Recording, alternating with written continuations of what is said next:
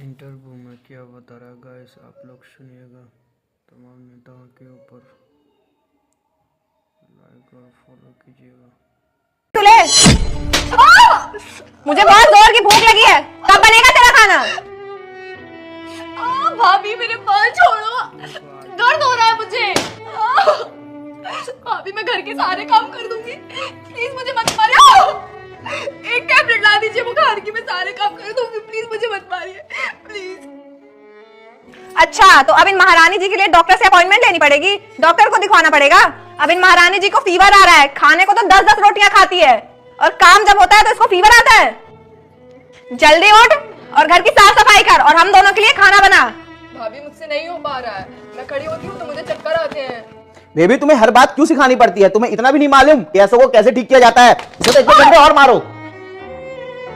भाभी प्लीज मुझे मत मरवाओ, मैं सारे काम कर दूंगी। बेबी, अब चले अंदर, हो गया इसका काम। अब ये सारे काम दौड़ दौड़ करेगी।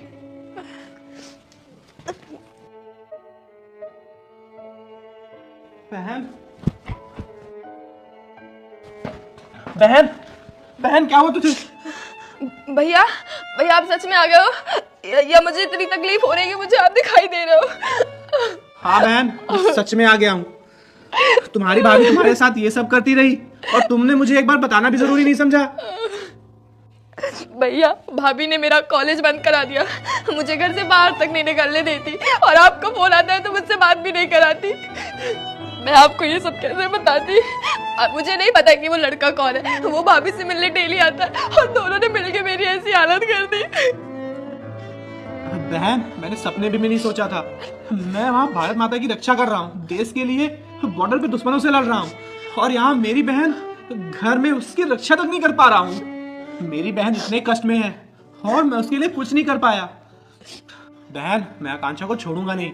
एक फौजी माँ बाप बहन को एक पत्नी के भरोसे छोड़ के जाता है कि वो उन सबका ख्याल रखेगी, और उसने मेरी बहन की हालत एक नौकरानी से भी बदतर कर दी है। इसका जवाब तो उसे देना पड़ेगा।